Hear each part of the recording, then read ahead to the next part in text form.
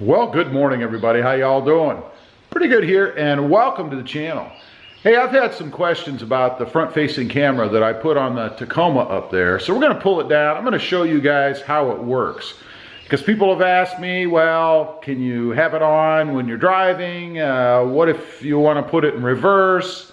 Does it take the place of the reverse camera? When you go into reverse, do you have to push the button? So I'm going to put all these, the answers, I guess, here in one place. And for those of you that don't know, recently I put a front-facing camera on the Tacoma here. And if you look way up there, and I know it's up there, let me zoom you in. You can see it right there. You see that right there, right above the license plate, right there. My finger won't focus, but trust me, it's up there. And what I'm going to do, we're going to get the truck down and take a look at how it works, where it is, what it is, and whether or not I like it. It's been on there for a few days. I've used it several times, so let's get the truck down, take a look.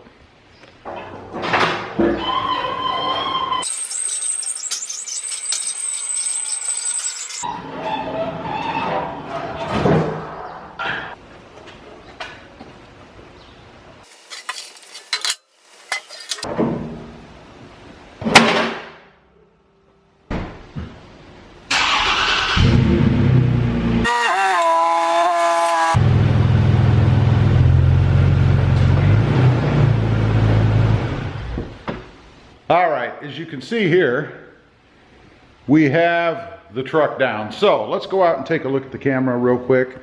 What it is, it's a camera from a company called AnytimeCamera.com, and it just fastens right here on the front. This camera actually is a different one that came with the kit, but the one that comes with the kit is exactly the same. I just didn't realize it came with the kit, so I bought a separate one, but that's where it is. I would say that unless you knew it was there, you probably wouldn't even notice it. It does stick out just a little bit on the top. Not a big deal to me. If it was, I could have moved it over this way or over this way. It's because of this nub right here. There you go, lighten up the camera. It's because of that nub right behind it. You can see it sits in front of that. If it was left or right of that in this open spot, it wouldn't be a problem. If indeed it is a problem for you. It doesn't really bother me. One other thing I want to mention real quick. I did just touch it, of course. There was no heat, no warmth, nothing on the camera itself. I had a problem when I first installed it. I used the EF1 fuse spot to put my ADAFuse in, and that's a constant 12-volt source. So the camera was always getting power, and it made it a little bit warm. I didn't like that. So I found another slot, the EFI 4, that is not constant power in the Tacoma anyway, and that's where I have it right now, and all seems to be fine. A couple people have mentioned to me that every so often, you know, the EFI system will kick on to equalize the pressure in the tank. I don't care about that. If it comes on every once in a while and the camera gets a little bit of power, should be fine. Someone else mentioned, well, what happens if the camera blows the fuse in the EFI 4? Well, I don't know. What happens if a meteorite slams into the back of the truck while I'm driving? I mean, I probably won't be able to drive it anymore. However, better than a meteorite hitting the truck, I'll just go out and put a new fuse in it. I have spare fuses with me. If it became an ongoing problem, I would wire it somewhere else. Anyway, we're going to jump inside now. I want to give a little demo, let you guys know how it works. People have asked me some questions about it, like I said, so I'm going to show you. All right, we're in the truck, obviously, so I'm going to go ahead and fire it up. We'll show you the screen when the truck starts, and then we have to back up, obviously, so I'll show you that. And then I'll show you how it looks and how it operates when you're on the road. So let's go.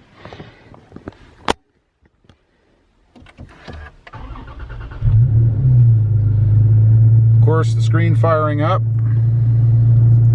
Here's my lovely truck. Get rid of this crazy message.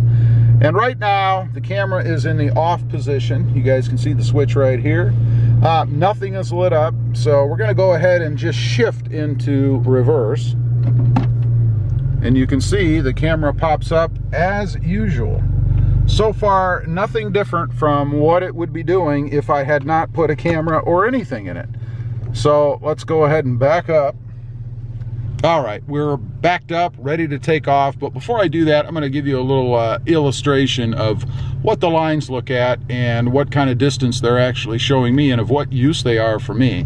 So I'm going to drive up to my mailbox. You guys will be able to see on the screen. And then we'll go out and see how close I actually get as compared to where the lines are.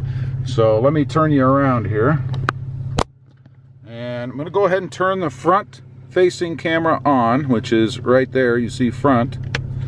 And there it is on the screen, and you can see my mailbox up there. So I'm going to pull up, hopefully without hitting anything, and you can see how close I am as compared to the bumper.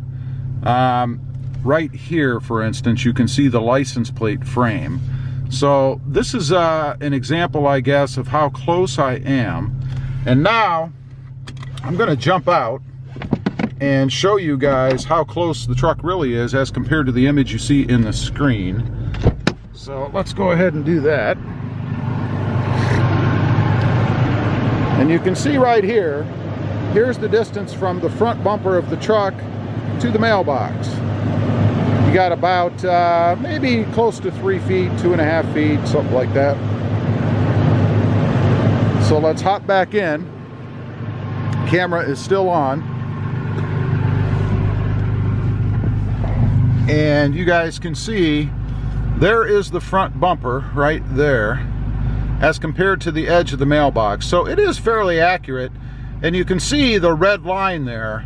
Will show you when you start to get pretty close, and there's still a decent gap between the license plate bracket and the object in front of me. So not too bad. Okay, so now another little test we're going to do before we take off, because some folks have asked. What happens if I have the front-facing camera on and I shift the truck into reverse? So let's go ahead and see. I'm going to go ahead and put the front-facing camera on. You guys can see it's on right now. And now I'm going to go ahead and shift into reverse. And as you can see right there, nothing has happened. I still have a front view. So it indeed did not override the switch when I shifted the truck into reverse and started to back up. The front-facing camera stays on. Once I turn that camera off, let's go ahead and do that. We still have the front-facing camera on. Let's go ahead and turn it off. It then automatically switches to reverse. So right now you can see we're in reverse, and then I'll go back to front while I'm still in reverse, and the front-facing camera has overridden the reverse. So what does that mean? That means that if you were backing up and you had the front-facing camera turned on, the rear view would not pop up until you turn the front-facing camera off or just switch it to reverse. Either way, you're going to get the reverse cam because you're in reverse as far as the gear goes. So let's go ahead and go back to drive. The camera is now in neutral position as far as the switch goes. So we'll go back to drive, and everything goes away. No camera on right now. So as we're going forward, and I am moving, you guys can see maybe, I'm going to go ahead and turn the front camera on. And you can see that indeed, while I'm driving, the front-facing camera is on. And I can leave that camera on as long as I want. I don't have to turn it off. Same thing if I want to go back to the neutral position or off position, like so. Now I'm just back to the normal radio screen. But if I wanted the reverse camera on while I'm driving forward, I am driving right now straight ahead, I can go ahead and hit the reverse switch here, position, and now I can see what's behind me. So while I'm driving forward, I can indeed see what's behind the truck. Pretty cool, I think. It gives me full control over the truck while I'm driving or sitting or whatever I want to be doing. I have full control. I can select what I want that camera to do.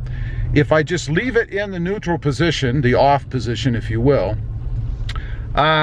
then it will function as it normally would as far as reverse goes. If I shift into reverse right now, the camera is going to pop in on the reverse on the screen, or at least the image is going to be the reverse image on the screen, because that's how it's designed to operate. So putting this camera in does not change the OEM function of the camera system unless you push the switch, which then overrides the OEM setup.